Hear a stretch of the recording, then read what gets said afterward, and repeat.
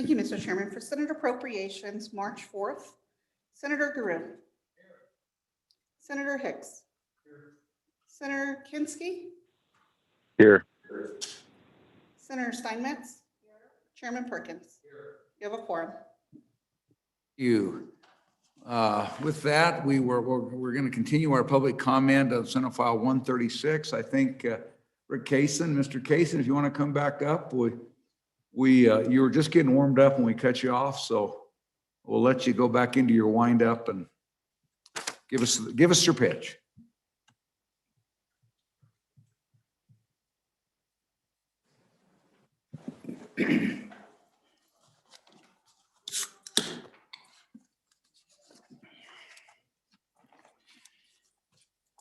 Thank you, Mr. Chairman. My name is Rick Kaysen, and I appear before you on behalf of Rocky Mountain Power.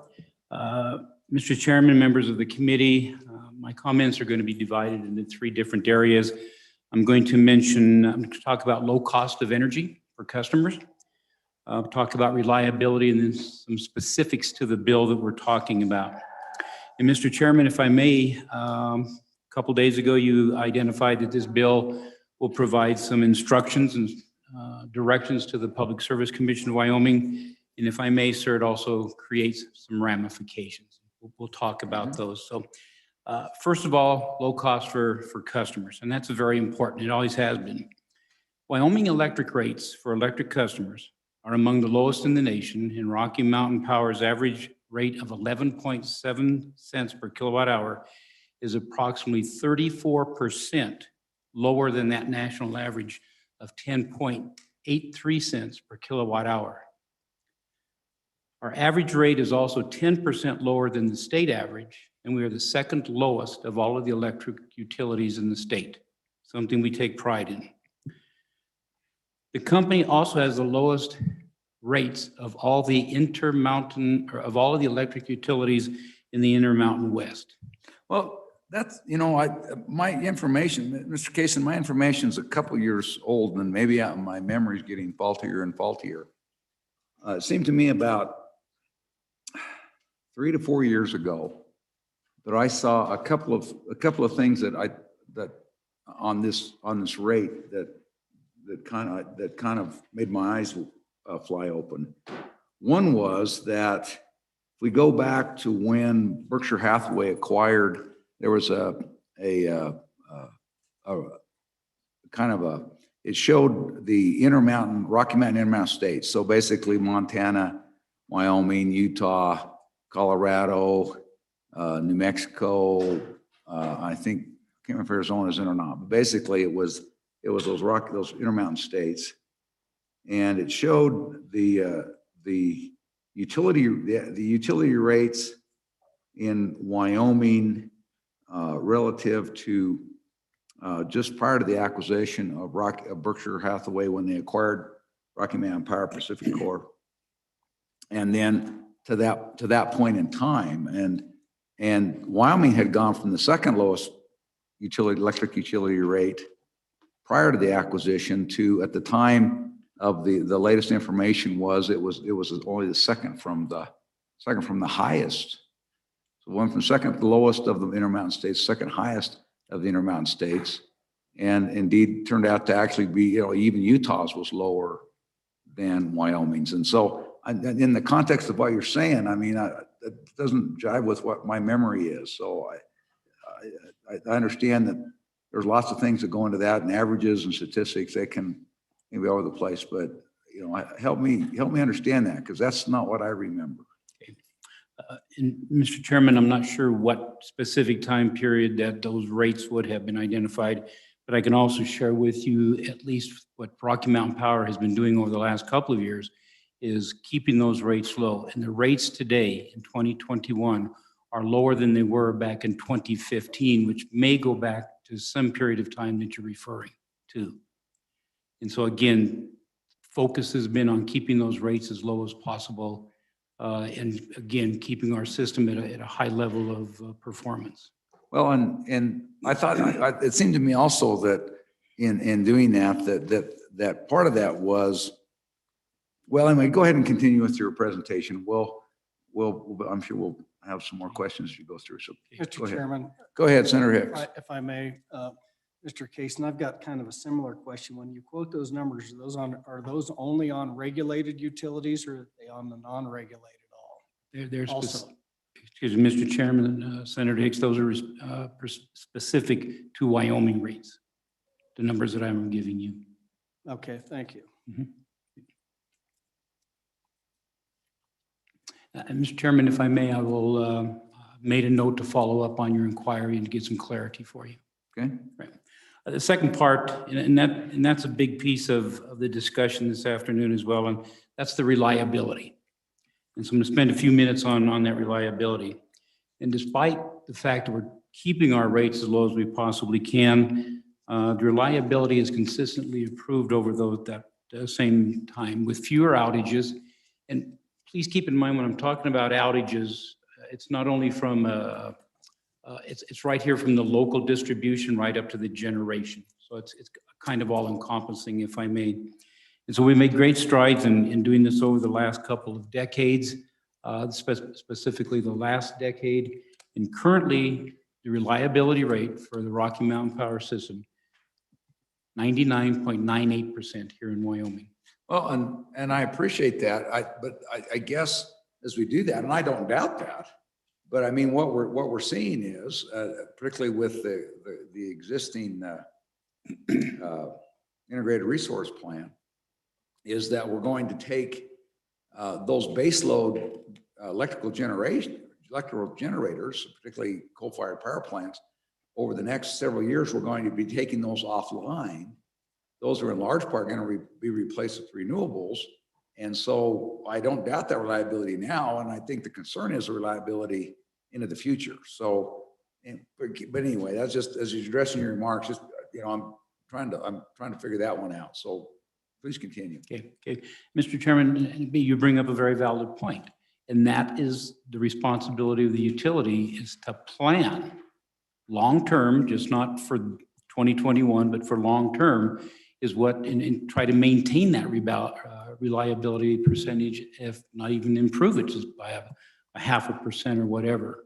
And so you look at the entire picture of the portfolio of generation assets, be it renewables, be it coal plants, be it natural gas fired plant, to maintain that. So it is a very broad picture, if I may, when you take into consideration the possibility of what may happen to that reliability. Mr. Chairman. Go ahead, Senator. Yeah, if I may, Mr. Kaysen, along those lines, given the recent events that we've seen associated with changing these power portfolios and the distribution between renewables and baseload in Texas,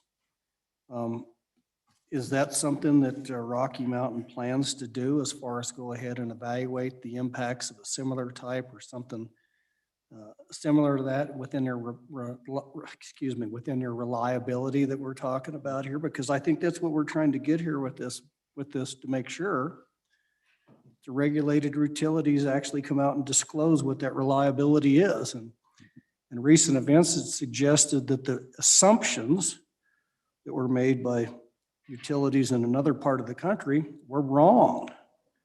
And so how is that going to play into the decision-making?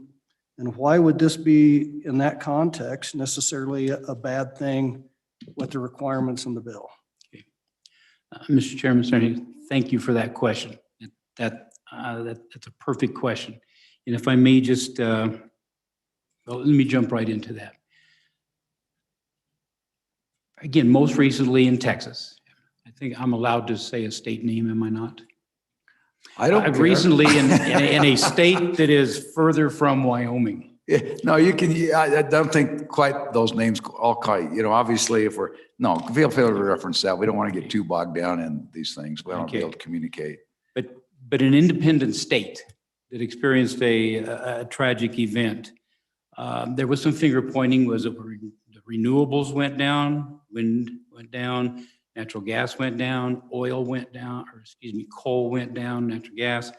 But both, regardless of the finger pointing, if I may, what folks perhaps failed to look at is what Texas did not prepare for. And that was the extreme cold weather that they experienced. Also experienced in the Midwest part of the country, and similarly we'll go to the far West Coast last year, where they experienced rolling blackouts and larger blackouts as well. So to try to be more specific to your question, Senator, the Rocky Mountain Power generating units are designed for cold weather. This is in the case for coal or natural gas fired units. We build in what is called heat tracing. We build in insulation into the facilities. We heat the buildings and all the enclosures that go along with that. In addition, every fall, there's an 8-week period of time that is utilized to check all of these systems, to prepare them for the winter months. Similarly, on the wind side, with all of the wind towers, again, the same precautions are taken. Use cold weather heaters in the turbines. There are gearbox oil heaters, the electric cabinet heaters. Hydraulic temperatures are there, and we have within the parameters in the system's control areas where we can adjust those heats based on what the weather is outside and what that temperature is going to be. So again, the plans are there. And Senator, you asked the question, is Rocky Mountain Power looking at this? They have looked at it, sir, and we built it for the Wyoming environment to improve or to maintain that reliability, to meet those customers' expectations. Then if I can drill down just a little bit more in the transmission and the distribution systems as well, those are built to withstand Wyoming weather conditions. There's redundancies that are built into the systems as well. If there is a transmission failure, the power is rerouted to minimize the duration of those outages. The same thing in the distribution system, the poles and the wires that you see, or the underground facilities. There are redundant systems, so if there's a localized outage in a neighborhood, for example, the power can be rerouted to minimize those outages. So again, just to kind of summarize that, if I may, Rocky Mountain Power designs, plans, builds its systems, and maintains its systems to react to the Wyoming environment. And I trust, Mr. Senator, that answers your question. Mr. Chairman, I do think it answers part of the question, but here's the big crux to the issue from my standpoint is have they done an adequate analysis of other alternatives other than just cold weather? So let's operate under the assumption that we have climatic change, that things are changing. Quite frankly, I think they have. I can certainly show you that in my neck of the woods that we have runoff that's 2 to 3 weeks earlier than historic, which means the springs are warmer. But if you're assuming that there's a climate change component in this that deals with precipitation and temperature, why would you not also go in and run an alternative analysis that's going to affect weather patterns associated with wind? Has that been done to provide a reliable analysis that we know that if the solar radiation changes, the temperature changes, the climate changes, part of our climate is our wind regimes. And how is that going to be analyzed? Are we going to have similar levels of wind in the future as we have now as we continue to change with weather patterns? I don't know the answer to that question, but I would certainly like somebody. We have this large computing system over here that models a lot of this stuff as to what the future global temperatures are going to be. And we've spent a lot of money in the state of Wyoming looking at the impacts of glacier melt on runoff and snowpack and moisture distribution, but nobody is looking at the impact of the changes of potential wind. Why won't that change like all the other weather patterns associated? And have we built reliability into the system based on that analysis? And that's, I think, what we're trying to get at. It's not just the temperature events that play into case with reliability. It may be a whole other things that we haven't anticipated. So please tell me that it's more than just looking at temperatures that Rocky Mountain is doing when we come back to our reliability component in here. And because if we do continue to move in a direction of more renewables, how do battery storage play into that reliability? Is all of that going to be disclosed? And where are the batteries going to be located? And so I think that's the questions that we're trying to ask, that we want the PSC to ask, is run through a very rigorous analysis of alternatives that will get us to the point that we have confidence, that we have reliability in the system. Okay. Go Mr. ahead, Chairman. Mr. Kaysen. Senator, I believe that has already taken place and will continue to take place. And why do I say that? As you are fully aware, utilities are required to present an integrated resource plan to the Public Service Commission. And part of those analyses do include what you have described, Senator. Does it go down to the nth degree as far as what the wind velocity is going to be on a certain day or for a certain period of time? I cannot answer that honestly with you right now, but that is taken into consideration. When And Mr. Chairman, that's not what I'm asking for. Nobody can forecast. We know how reliable our weather forecast is, but I think you have to run through an analysis that there may be less power generated or there may be more power generated as wind speed, wind duration change, as all these other climatic factors are changing.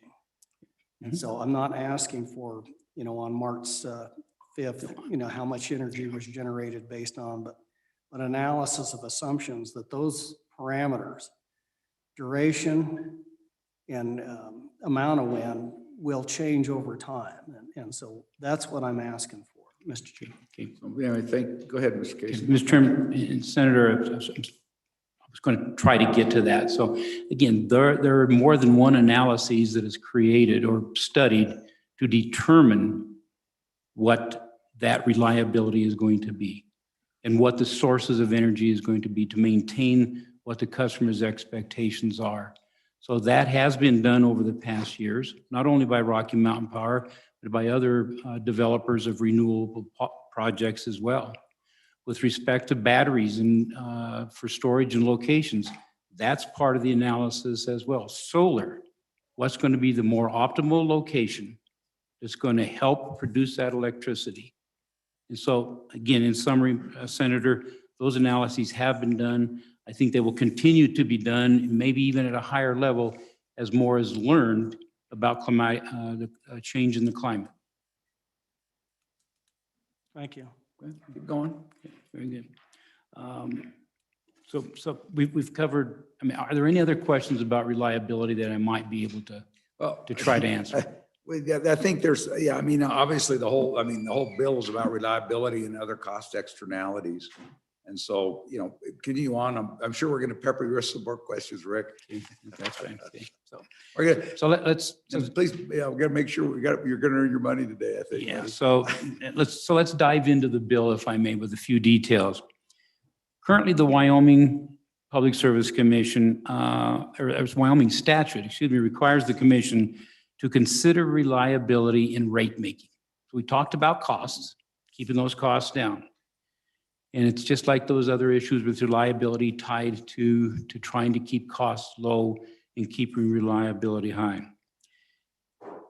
Even if those costs are going to be more than could be reasonably thought about, the Public Service Commission has deemed that those costs are prudent in rate making to ensure the reliability of electricity to all customers.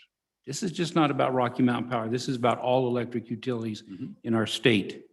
So this bill, if I may, reinforces that responsibility. No problem right there. But it also does two new things that we certainly believe we're going to raise prices to our customers. First of all, it requires the commission to establish rates that not only consider the reliability within Wyoming, but also suggests that about reliability outside of Wyoming. And in quoting from the bill, it takes into consideration reliability of service both within and outside of the state of Wyoming. Now, our Wyoming ratepayers now may potentially be paying a premium or a little bit more if consideration is given to reliability in the two other states that Rocky Mountain Power serves, Utah and Idaho. And there's no single pole or wire or anything that connects Wyoming to the state of Texas. I'm getting a little dramatic right there, but again, this outside of Wyoming is very problematic, if I may. Again, no recognition of the Texas grid. This bill also indicates that the PSC, the commission, must now, and for the first time this has ever taken place in the regulatory compact, they have to take into consideration the reliability of these other states when establishing rates for the Wyoming customers. In other words, potential or likely higher cost with no direct improvement in reliability for the Wyoming customers. Second of all, this bill also requires the commission to investigate the socio and economic factors in rate-making process. Again, this is a first. This is different from the long-held regulatory compact or regulatory standard of lowest cost and least risk. Lowest cost and least risk. But now the state's going to be considering new factors like jobs are going to be created or how many jobs may be created, what the viewshed impacts might be as well. Instead of asking the question, what system resources are least expensive and most reliable, the question now will also be asked, how many jobs are going to be created and what's the environmental impacts going to be on the viewshed? So Rocky Mountain Power believes that going down this road means that the state is willing to charge more for its electricity if more jobs can be created and there can be some other impacts in the viewshed. So I ask you to think of this one example, and this is pretty simple, and there are other examples. But one customer does not like the electric distribution wire or delivery wire and the pole that is in their backyard. Today they can request Rocky Mountain Power to bury that system, okay, for delivery. Takes care of the viewshed. But burying that's going to be about 5 to 6 times more in cost than it is to run that service overhead. Now, that customer may say, based on this bill, I would like to have that system. I have a problem with it. It's a viewshed incident, and I want that buried. As we understand the bill, the other customers are going to have to pay for that, relocating that service from an overhead to an underground system. Mr. Chairman, Go ahead, Senator. is it your understanding, Rick, that when we talk about view sheds, that you think it's transmission, or is it generation, or is it both? So what are the assumptions that you're making along those when we talk about view sheds? Mr. Chairman, Senators, read the bill and understand the bill. It's all. Could be the generation with regards to a renewable site. It could be the location of a transmission line. And I'm talking Wyoming and very broadly right now. It could also be down to the local level of the distribution system. So I think it's all encompassing as we understand and interpret the bill, sir. And we appreciate that, but I think the other side of that question is what if it's the lowest cost to put a windmill on the top of the Grand Teton? That's the lowest cost, might be the best wind spot in the world, best wind spot in Wyoming. Let's assume that that's the case. Should there not be a consideration of what that looks like to put a windmill on top of the Grand Teton? I mean, there's an iconic view, and doesn't that have much further broad and broad-reaching ramifications than simply whether that's the best wind? So it's not only it's best, it provides the lowest cost, but also even the best reliability, because maybe it has the best wind capacity factor. I mean, we can go on both ends and find the extreme, and we know what those answers will be. Yeah, I think because my neighbor doesn't like a wire that it obstructs his view to his alley or his backyard. I don't think we're worried about that, and I don't think we're talking about, because I don't think anybody ever put a windmill on the top of the Grand Teton.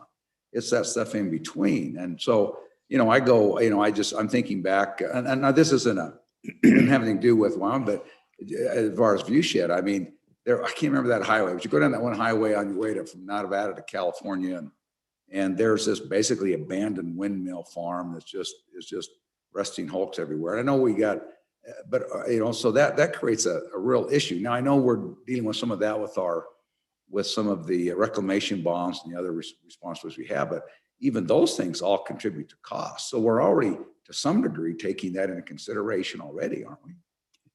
Mr. Chairman, Senator, to your points, I think they are being taken into consideration. What I'm trying to express with just this simple example is how someone may be able to take, lack of a better term, advantage of what this bill is saying.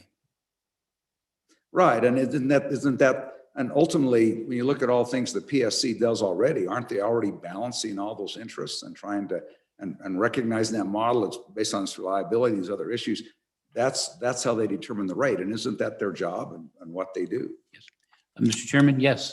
Okay. And so again, we question why, if the commission already has that authority, and they've been practicing that authority for decades of time, the necessity of and purpose of this bill, when they are already employing those factors, not for only the customers, but for utilities, for developers as well. Well, and I think the answer to that question is if they're already doing it, then at the least, this bill doesn't do anything, and at the best, maybe it provides some additional guidance, because the world has changed. I mean, we all know the world's changed significantly particularly in the last 20 years. And for example, I don't know how it factors the rate, but I know in the repowering, we've been, Rocky Mountain, everybody else, but a lot of folks have been repowering in part because of pressures because of the federal acts, but we've been repowering wind all over the state. And one of the effects of that, I remember having a meeting with some folks from a particular utility, and we were talking about the repowering, and we were talking about the blades. We were concerned about how the blades were going to be disposed of that they're replacing. The nacelles weren't such a big issue because they're going to go back and they're going to strip off the copper, and a lot of that was going to be recycled. But we were worried about these blades, and there was a representation made to me that those would either be crushed or shredded, and some recycled, but they'd at least be crushed. Well, fast forward about 9 months, and I'm looking at these blades stacked up in my landfill like cordwood. And I don't know how was that figured into the rate, because there's a disposal issue with respect to those blades. I think that my original landfill probably was paid to compensate a significant penny to do that, but ultimately there's a cost that's imposed by the use of that cost choice on the system. And so as we look at this, I mean, the world's changing, and as we're finding this, and we're all trying on these new sources of power and making these adjustments, I think we're going to discover things that we didn't think about before. And then to me, that's the purpose of the bill, is the world's changing. These things are changing, and we need to take into consideration the costs associated with doing these things. And I think that's what the bill does, but I'm interested in your thoughts, and if you and your agent, the company you represent, see that differently. Mr. Chairman, I don't think we see it differently, because we've experienced it, as you said, the drastic changes. Specifically to your comments about repowering, perhaps decommissioning a wind site, things of that nature. That's what the Public Service Commission is charged to do. Are those prudent costs that a utility has expended? And if they are prudent, and the commission has been known to identify that, no, these are not prudent costs. They're not going to be allowed to be into rate making. But if they are prudent costs that the utility has expended, then yes, those can be absorbed into rate making, much like I identified earlier, when a utility has those expenditures to ensure reliability during those cold winter months here in Wyoming. So that's a measure that the measure that the commission already has and has employed for decades. Mm-hmm. What might happen in 1 year, 5 years? Wish I could say. Wish I could say. Which is why we think we ought to give the PSC a little bit broader view, because we don't know what's coming down the corner, but we do know it's changing. We all know it's changing. But anyway, continue on. Rick, we appreciate these are important discussions to have. Appreciate it. They're absolutely. So, Mr. Chairman, just one last thing, and this is somewhat redundant on what we've been talking about. And so I would ask you to go to the bill itself and ask you to go to page 5, I believe it is. Excuse me. Yes, page. I must have a different bill than I have, Rick. All right. How about, it looks like a 5. If it's backward, it's called a 2. Yeah, oh, there we go. Okay. I have that And same I problem. would draw your attention to lines 12 through 17. Mhm. And this is touching on a little bit what we've already talked about, and that is the cost externalities. And so I'm trying to determine when the Public Service Commission shall or may take into consideration the economics of this, the viewshed impacts, job creation, job loss, and everything else, how that may help what we've been talking about in a great deal this afternoon about the reliability. Mhm. How is that going to? And if I understand, and I'm not an economist, but if I understand the cost externalities, it's going to be something that is imposed upon a third party that may be a benefit or it may be a cost. And that third party has no say into it. And so, again, with these measures, or what the bill is intending to do, and the requirements that are in there about these cost externalities, truly believe this is going to impose higher costs that will be found, if there are prudent costs, upon the ratepayers of Wyoming. Mhm. Mr. Chairman. Go ahead, Mr. Vice President. And Rick, I think your analysis in some scenarios might be exactly on the spot. But the other side of the equation is if we don't do this, how do we understand the true cost associated of not having the reliability in there and the conversion to a point that results in a significant cost to somebody else associated with that. So I understand the ratepayer side of it and the other side. Well, let me give you an example so I can illustrate this. Because we just had this here in Wyoming due to an event, a weather event in Texas. It drove natural gas prices to the point, because of their lack of reliability down there, a long ways away, drove spot prices for natural gas out the roof because their lack of reliability and their choice of power production drove spot natural gas prices to the point that we had factories within the state of Wyoming that were operating off spot prices that had to shut down for several days because they could not. 2 days or 3 days worth of power was more than it was going to cost the product that they were going to produce. And should we not analyze those impacts so we understand the true cost of that lack of reliability? And I think that's what we're trying to get here. If it costs the consumers more to have reliability, what's it worth? Well, I know at least one industry in this state that it was worth a whole hell of a lot of money because it wasn't anticipated. We didn't look at reliability and it had severe economic consequences. And that's all we're asking to do is a fair analysis on both sides of the equation. Let both sides weigh in on these PSC agreements and let them sort it out. But to not analyze that is not doing an appropriate job of what the Public Service Commission was assigned to do. And this is just providing guidance to say we need to look at these issues. Because it does have a cost. You're right. It has a cost to the utility, but it has a lot of other costs, external factors that we need to understand.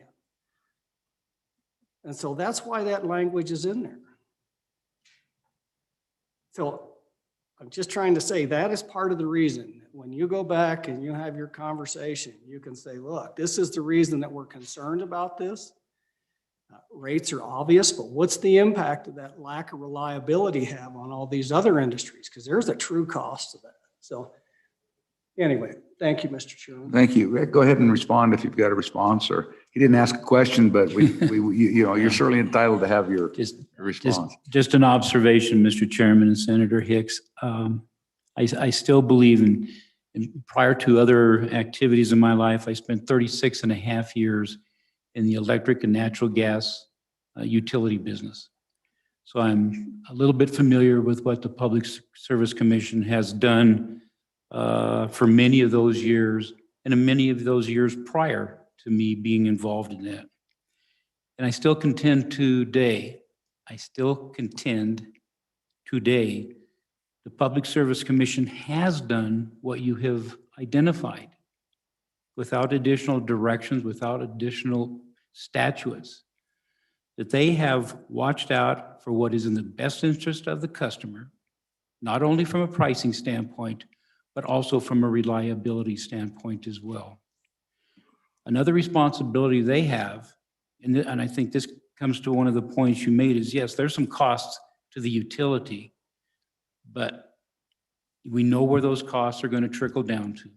It's going to be the customers. And so again, the commission also has a responsibility to make sure that that utility is about as financially well off as they can be. And I'm not saying making them rich, because we know about regulated return, because there's the important relationship between utility and customer, that utility is obligated to provide those services at a high reliability as well as the least cost expensive. So will things change in the future? Sure. But I still contend the commission knows that. They have the history of that. They practice that every day. And so again, I'm just not sure what this does to help the commission out. Mr. Chairman, Yes, go ahead, Senator Hicks. can I answer that question? No, I mean, you can do whatever you Well, want. I Mr. mean, you're the Chairman, vice president, We do Mr. Vice this all the President. time. We codify practice. There you go. We do this all the time. This is whatever the current practice is. If it's not codified in law, we do this all the time. Thank you. Okay, thank you. Anything else, Mr. Casey? I believe there's a question to my immediate right, sir. Oh, Mr. Chairman, thank you. So I'm fairly new to all of this discussion, but I've been learning a lot, and thanks greatly to Sean Taylor, who's in the back, and some of the meetings that I've been attending lately. And so one of the things that I saw at the last tri-state meeting that we talked about was the social cost of carbon. And I was astonished by that number. And I think that might be what we're touching on here a little bit, and maybe he will address that a little bit. But are you guys evaluating that, and what does that look like is my first question. And then secondly, it's my understanding that windmills require a certain wind turbines amount of electricity to even operate. And how much is that, and what is the ratio there as far as what they generate and what they expend and what it takes to keep them warm enough to operate? That's electricity too. So I'm fairly new to this conversation, so if those are dumb questions, I apologize, but that's just what I was wondering. Thank you. Okay. thank you. Go ahead, Mr. Casey. Mr. Chairman, Senator Steinmetz, to the first question with regards to the cost in carbon sequestration, yes. Rocky Mountain Power has been and continues to analyze that and what that might mean at their specific coal-fired plant sites. And so that is an ongoing process.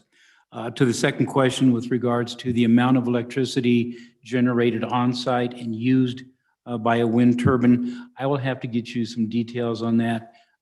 It's going to, and again, back to the repowering comment of a little while ago, as technology has improved, those costs should go down. And of course, the generation output has also increased per tower, but I will get that information back to you because I do not have it at this time.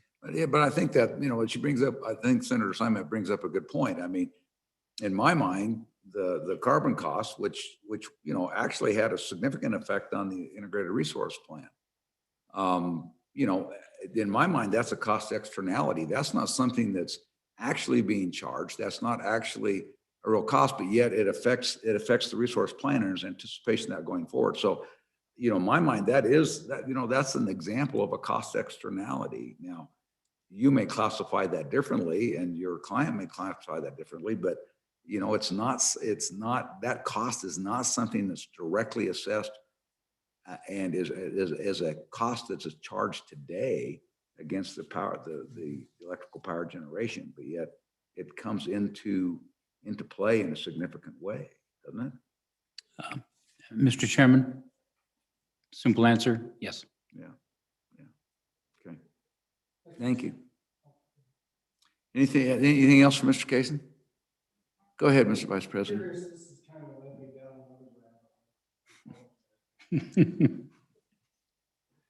But so when we look at the true cost, so getting back to the integrated resource plan, what's the cost of generation, distribution, and all of that stuff? And so I've got a two-part question. Number one, as I understand it, Rocky Mountain is a subsidiary of Pacific Corp, and Pacific Corp is owned by Berkshire Hathaway. Is that correct? Mr. Chairman, Senator, yeah, Berkshire is the parent company. And then there are two entities under Berkshire from the electric standpoint. There's Pacific Corp in the sort of the Northwest, Rocky Mountain Power in the Rocky Mountain region. Okay, Mr. Chairman. So the second part of my question, when it gets to the true cost, and you're talking about electricity, does any of those three entities, either Rocky Mountain Power or Pacific Corp or Berkshire Hathaway, then transact based on generation in the carbon credit markets in either California or the Chicago Mercantile? Are they selling those credits associated with the production of the renewables? But do you know that answer to that question? Mr. Chairman, Senator, I do not, but I will follow up. Okay, well, Mr. Chairman, the reason I asked that, because that may be something we want PSC to look at, is if they're turning around and that actually increases the profit to the corporation, we may want to look at that and see if there's a discount factor there that needs to be considered by PSC when it comes to ratepayers. But if you could find that out, it would be helpful. We'll follow up, yes.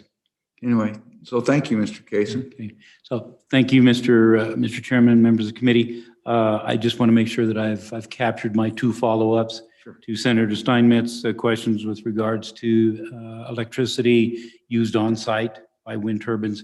And again, to Senator Hicks' question about the tax credits. Mr. Thank Chairman, Is there anything else? Mr. Chairman, to clarify, not just the tax credits, but the carbon. The carbon credits. Are they selling carbon I credits? said carbon. Yes, sir. I wrote carbon. I said. Mr. Chairman. Mr. Senator Chairman, Kinsky, good to hear from you. yeah, Lazarus is awoke. Mr. Kaysen, you and I have worked together a lot in other contexts, and I respect you. As I'm listening to you, though, I can't help but believe, I had relatives in Texas, and they weren't inconvenienced by what happened. They were actually in physical danger and in danger of loss of property. And I can't help but believe that at some point along the line, there was somebody very much like you in Texas assuring a committee very much like this, that they had the whole reliability thing covered. You don't need to worry about it. And in fact, they didn't.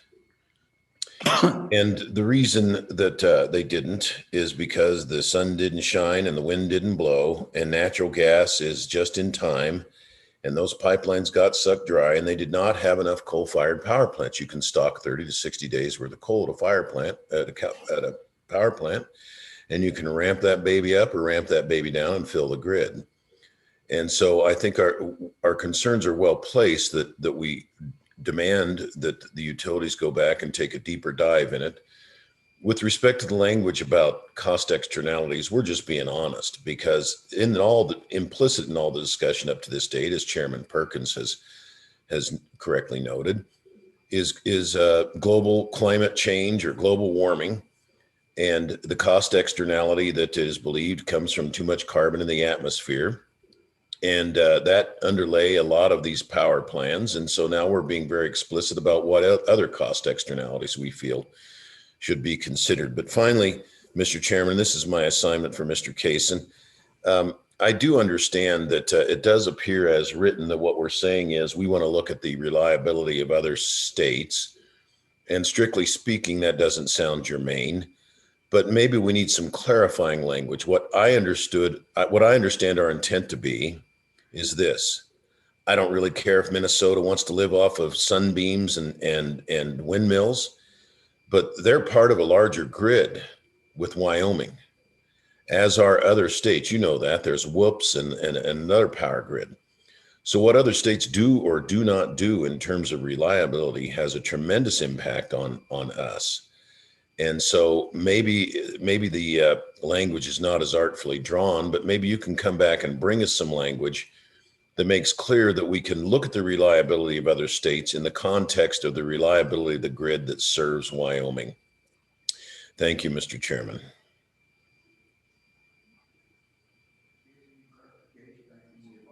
Kinski. No, sir. Mr. Chairman, Senator Kinski, I understand what he's asking for. Thank you. Senator Kinski, you look more alive this morning than you just right now than you did a few hours ago this morning. You're coming back. Well, you know, it's one of those things you go, by God, I'm all better. And then it kind of comes back. But I think by tomorrow morning, I'll be at 80%. It still comes and goes. I'll tell you offline about your earlier meeting and the soporific effect of the testimony that you took when I was already in a sleepy mood. We'll wait with bated breath. Thank you, Rick. Appreciate it. You know, thank you. And you know, Rocky Mountain Power is an important part of Wyoming, important part of our power, important part of our future, and important part of our past. And so we're asking hard questions. I know that, but I want you to know that we do recognize the contribution that Rocky Mountain Power has and continues to make the state. And you know, it's all we're in this together. We're gonna find a way forward. So thanks. Yes, sir. Thank you. Thank you. Anybody else in the room wish to testify on Senate File 136? Come on up and give us your name, please. Don't be shy. We're gonna run out of time here. So we took a long time, Mr. Kaysen, but don't hesitate. Just come on up if you're going to testify. Just be ready to jump up next. So thank you. We're glad to have you. Welcome. Mr. Chairman and committee, thank you. Good afternoon. My name is Steph Kessler. I'm with the Wyoming Outdoor Council. Mm-hmm. I would just like to focus on one small part of this bill, since some of the rest has been addressed. On page 2, line 17, this has been mentioned already, but I just want to spend more time. The inclusion of the PSC to look at viewshed impacts. When I read this, I do assume that we're talking about wind towers and windmills. And the reason I raise this is because this is an aesthetic, a scenic, a natural resource kind of parameter that is addressed by other agencies and in other ways in the state. Mr. Chairman, you had a really good example. What about a windmill on top of the Grand Teton? Well, that would be addressed by the public land resource management plan or plan for that area. And similarly for private lands, this could be addressed by counties through their own land use planning mechanisms they have. And in fact, there's a pretty stringent and rigorous county planning process already on the books for any wind farm or solar project. They have to go through a lot of local hearings, requirements for notice, engaging the local residents. And I would say that viewshed impacts from windmills, as we've all heard, is often in the eye of the beholder. And it seems to me that leaving that question makes best sense at the local level for the county when they're holding their public hearings to really consider what are the impacts and what they want to do with those viewshed impacts and hear from their local residents. And it seems to me an extremely hard mandate to give to the PSC to come up with any way to evaluate that criteria in a very consistent and fair way across the board for the state in evaluating this. And it's also mentioned as a cost externality. And because it's a resource parameter, it makes me wonder, well, why stop at the use shed? What about wildlife? What about clean air and clean water? It kind of opens up a Pandora's box for all those other issues. And so I would also say the Industrial Siting Act also addresses this parameter and those opportunities as well. So I would just caution you for opening up a really broad criteria there where we have local planning and permitting, we have the Industrial Siting Act, and we also have for public lands, natural resource planning that all have a lot of public vetting and opportunity for comment. And, you know, they are probably more experienced and better situated to address those issues. And if you're looking at just the rate or financial cost of that, I think you're opening up other concerns, like why not wildlife? We've already seen that wildlife is a $1 billion annual industry in this state. You could call that another cost externality. Where do you stop the growth of this list? And I just think you're making the PSC's mission pretty murky here by adding that in. Okay, thank you. Questions? Any questions? Okay, thank you Great. very much. Thank you. Appreciate it. Next.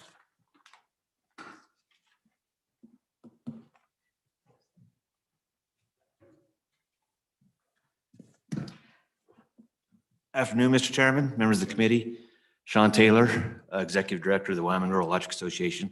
Hadn't really planned on testifying, but Senator Steinmetz called me out, so I thought I'd jump up and offer a couple of things. First, this doesn't happen very often, but I do agree with Ms. Kessler on some of this that she said. There's the Industrial Siting Council that takes a look at some of these cost externalities that you all mentioned. From the co-op's perspective, we're neutral on this bill because this deals with rate regulated utilities, and our generation and transmission cooperatives like Basin and Tri-State don't fall under that purview. So we're kind of neutral on the bill, but we're paying attention to it. And we're also paying attention to the 8 other bills that are out there focusing on reliability and costs. And I think we're probably going to get to this eventually. This whole reliability issue, and thanks to Texas, is going to be I think a spot on interim study topic. And then I'll be able to have my experts and Mr. Kaysen and folks from Black Hills be able to have their experts to come and talk about reliability and what goes into that to give you all a pretty clear understanding. Because to Senator Kinski's point, we can sit here and say we got it covered, but you need to see the raw data that shows we do have it covered, or we are working on it and always working to improve it. So that's kind of one of the things. And then to Senator Steinmetz's comment about the social cost of carbon, we hear that all the time. We hear it from the neighbors to the south. We hear it. We're going to hear it more from the federal administration, the federal government. And I think it is prudent to look at what are the social benefits of carbon. I think we've experienced that in Wyoming for a long time. And so I don't think you're out of line asking, to look at the social benefits of carbon. I don't know if it's the PSC's place to do that, quite frankly, but I think that would be a perfect topic to throw in on the, if this goes to an interim, or this whole study, this whole issue of reliability goes to an interim, I think that would definitely be a prudent topic to look at as well. So I would just offer that for the committee. Okay, thank you. Any questions for Mr. Taylor? Okay, thank you very much. Thanks. Anybody else? Anybody else? Is there anybody in the waiting room, Karen? Yes, sir. We do have 3 people in the waiting room. I'll go ahead and bring them all in at this time. Okay, thank you.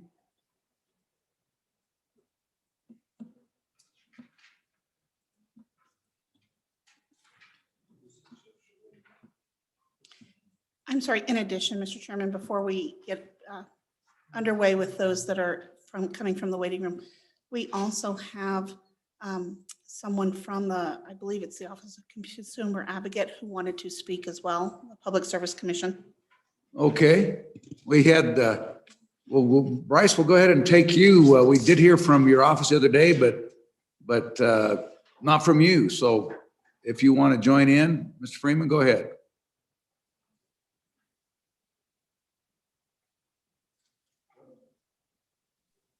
I guess I better turn my mic on. Thank you, Mr. Chairman. I just wanted to respond a little bit to what Mr. Kaysen had said. Bryce, before you get going, please identify yourself and the organization you're with, and then continue on. Sorry for the interruption. No, not at all. Thank you, Mr. Chairman. Sorry about that. My name is Bryce Freeman. I'm the administrator of the Wyoming Office of Consumer Advocate. We are an independent division within the Public Service Commission. So while you might hear from the Public Service Commission today as well, we don't speak for one another. So my comment shouldn't be attributed to them. And I don't know what they're going to say. So, but Mr. Chairman, I wanted to respond a little bit to what Mr. Kaysen had said in his presentation. I think if you look, and I have looked periodically, both for purposes of appearing before this august body and also in my work as a rate analyst appearing before the Public Service Commission, at the cost of providing service in Wyoming, both for Pacific Corp and other utilities in the state. And what I found is that indeed, Rocky Mountain Power is a low-cost provider of retail electric service in Wyoming. They rank consistently in about the 5th or 6th lowest cost overall, not by class, but overall on a per kilowatt hour basis to kilowatt hours sold to all customers in Wyoming. They rank very well nationally, and they provide good reliability.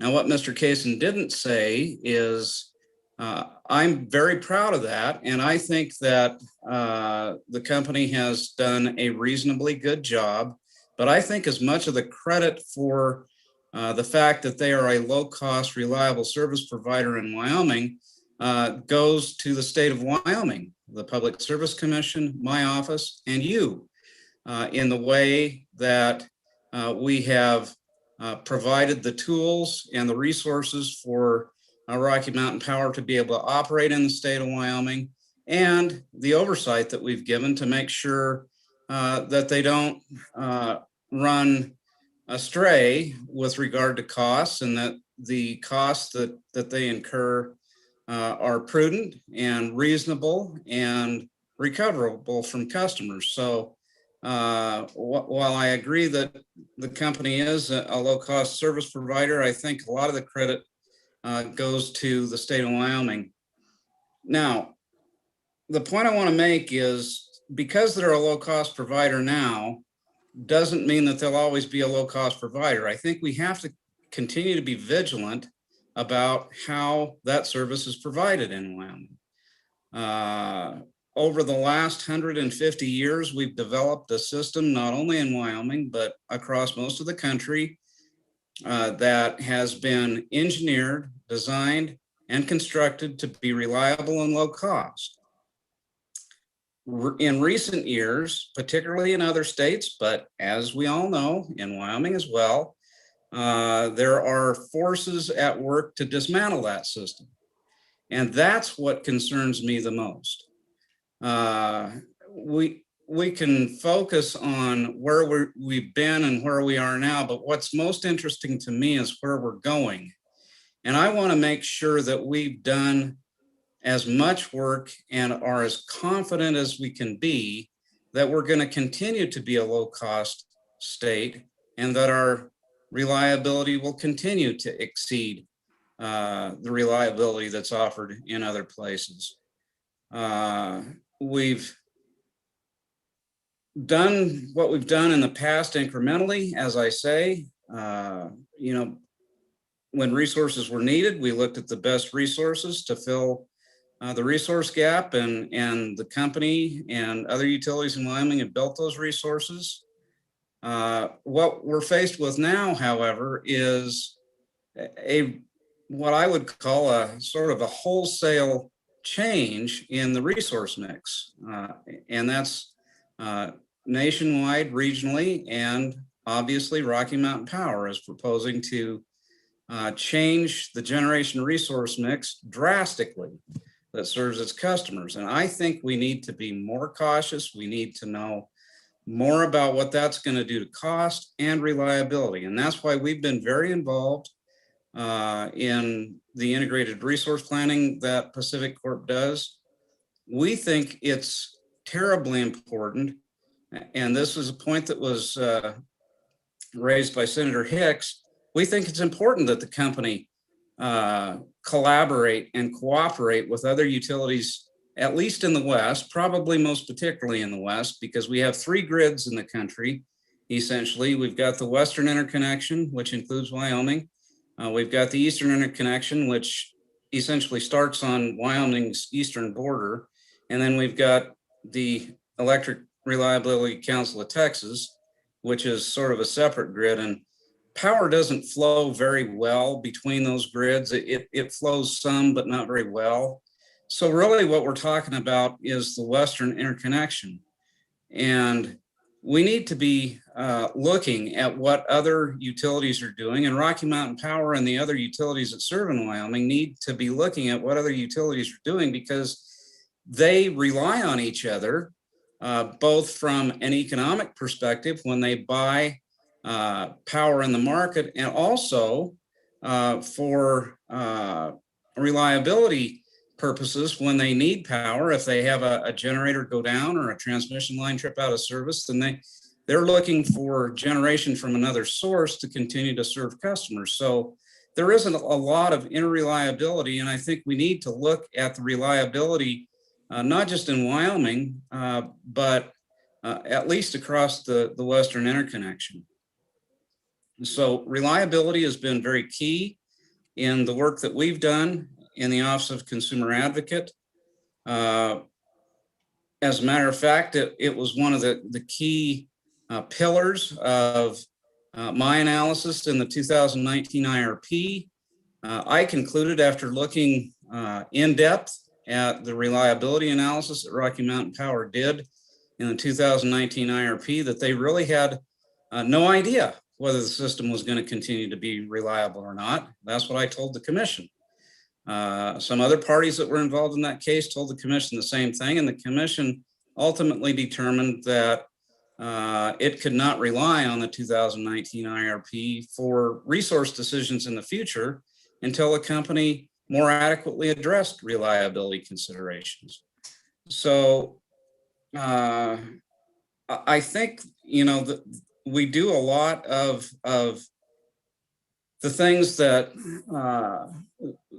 the committee is looking at in this bill. And frankly, I don't find any offense in directing the commission to look at some other things that it hasn't traditionally looked at, particularly economic externalities. In fact, in the 2019 IRP proceeding, I recommended that the commission look at economic externalities.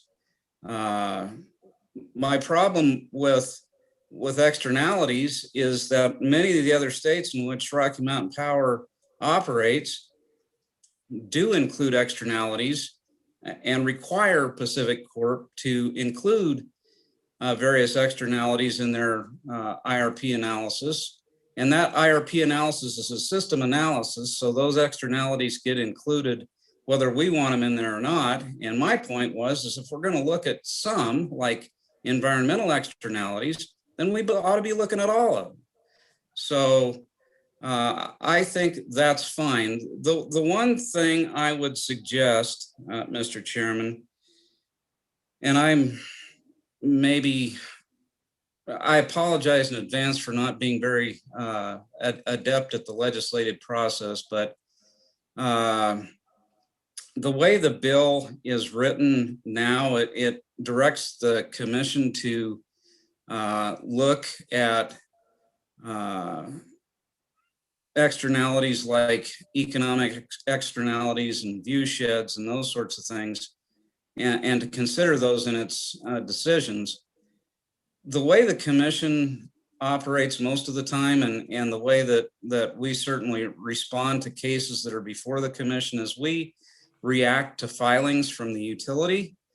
And so it's not typically the way it's done for the commission or the OCA necessarily to go out and find its own information. We usually react to the information that's filed by the utility. And so I think it might be useful for the committee to actually put an affirmative obligation on the utility in this bill to provide information that sort of quantifies the impacts from these various externalities so that we can look at those and react to them. Otherwise, we'll sort of be in a position when hearing time comes around that we're presenting evidence to the commission without the company actually having filed anything. And they would be in a position to rebut that evidence. Typically in the proceedings before the commission, it's the other way around. The utility has an affirmative obligation to support its application with all relevant evidence, and then parties have the opportunity to rebut that evidence. So that would be my only suggestion. And I apologize again for not having provided the commission or the committee with any language that might help you do that. But otherwise, I think I welcome the opportunity for more information to get before the commission and for the commission to use its expertise, informed by parties like me, to make decisions in the best interest of Wyoming customers. Okay, thank you, Bryce. Appreciate it. Thank you for weighing in. We did have some suggested amendment by, I think Commissioner Throne, I think actually provide us something to help carve this in a little bit, but appreciate your insights today. Any questions from Mr. Freeman? Thank you, Bryce. Appreciate it. Thank you, Mr. Chairman. Who else is in? We are, shoot. Well, if we got a minute or two, we're not going to get this bill work today, but anyway, well, what else have we got? Who else have we got? So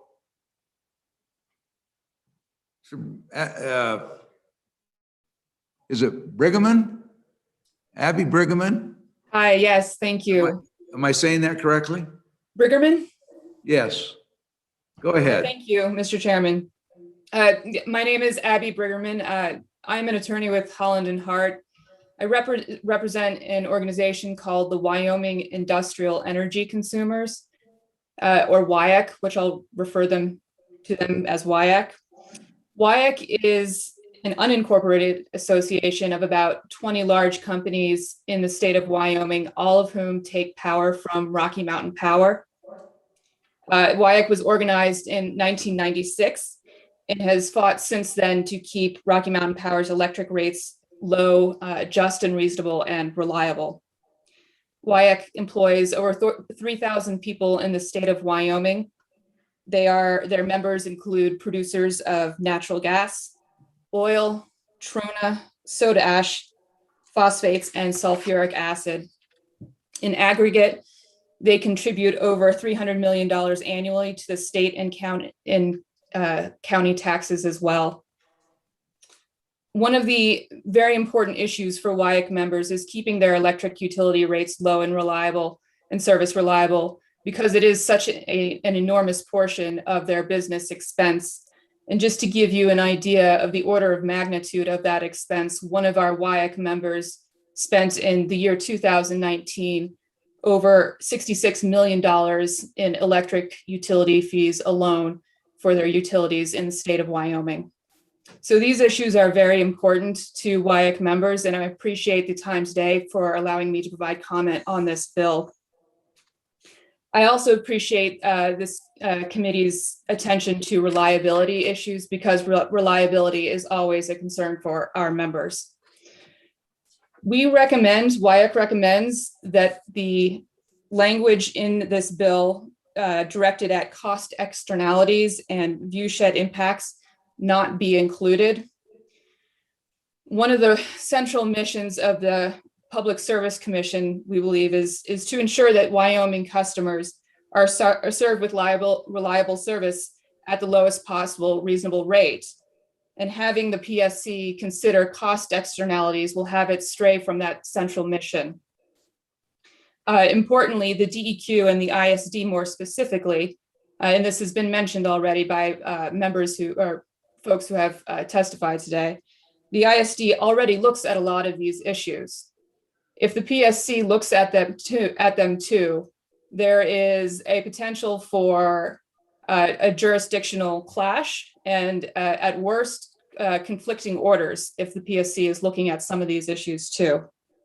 So we think these issues are more appropriately heard by the ISD.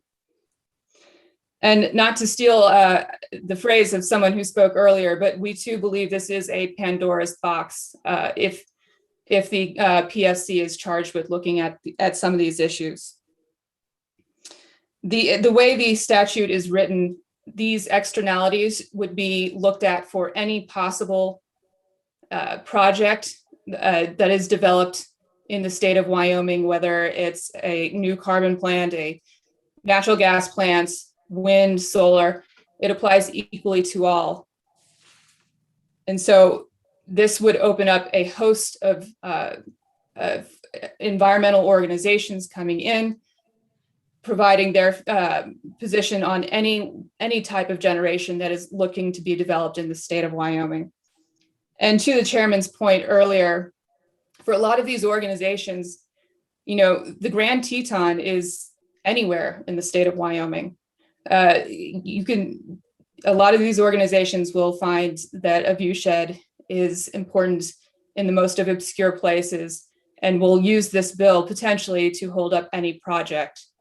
So we are very concerned that it is a Pandora's box and could be used by organizations to impede development in Wyoming in many sectors and indirectly cause costs to go up, electric utility costs go up. Those are our comments on this particular bill. We'd be happy to answer any questions on them. I do have a couple additional points I wanted to mention, and that's to one of the points that the chairman was making at the beginning of this session on some data that he saw relating to rates in the state of Wyoming over time. I believe those are those are data points that WYAC has provided in the past, and we're happy to provide that data point again. It comes from the Energy Infrastructure Administration. And in the past, we've provided data on industrial rates, just to be clear, up in the state of Wyoming. The average industrial rate in the state of Wyoming was in the past the second to the lowest in the state, in the country. And it is now in the middle of the pack. It's about 25, the 25th lowest is the data from the last time I reviewed it. But we'd be happy to provide that data again if this committee is interested in looking at it, because I think the chairman was referring to something that we have provided in the past. Looking at my notes, I think that concludes all of my points that I wanted to make today. We are, again, happy to chat with the committee going forward and answer any questions right now. Thank you. And you disclosed my source, so there you go. Thank you. Any questions for Ms. Briggerman? Thank you, Ms. Briggerman. Appreciate your time. We're just about out of time to go there, but I think we have more. We keep lining up. Mr. Brown, go ahead. You were next. Mr. Chairman, thank you very much. I realize the time is tight, but good afternoon, Mr. Chairman, members of the committee. Chris Brown, representing Powering Up Wyoming. We are a Wyoming grassroots organization promoting renewable energy as part of an all-of-the-above energy strategy for Wyoming. And Mr. Chairman, like Ms. Kessler and Ms. Briggerman, we too wanted to speak to the concern on the bill listing viewshed impacts as part of the PSC's oversight. The process to cite a project rather, is already robust with the applicant needing to go through the Industrial Siting Council and the local government regulations related to siting. And to add viewshed impacts to the PSC's oversight will add another potential hurdle for prospective applicants to consider when deciding if they want to invest in Wyoming. From our perspective, it would allow an additional possibility for any groups to attempt to stop a project for whatever reason, as Ms. Briggerman just listed as well. And so again, I realize not new information, but wanted to list this as a concern of ours as well, and happy to answer any questions, Mr. Chairman. Okay, thank you. We have Ms. Anderson. We're really short on time. Can you be concise in your comments, or do we need to provide for additional time? Mr. Chairman, thank you. I'll be very quick. Shannon Anderson on behalf of Powder River Basin Resource Council. Many of the points that I had planned to make have already been covered, so we should make good time here. Just a couple of points that haven't been directly covered. One is to start with Section 119 and what Section 119 really is, and that's about investigations. And we understand that the last big investigation that was publicly covered that the PSC did was about the integrated resource plan, but investigations happen all the time on any number of topics. And so it's just kind of a wrong place in the statute where you're trying to do this. And I think that the Public Service Commission amendment put it in a better place. But still, for all the reasons that you just heard, these topics just aren't within the jurisdiction of the Public Service Commission. They're issues that are better handled by other agencies.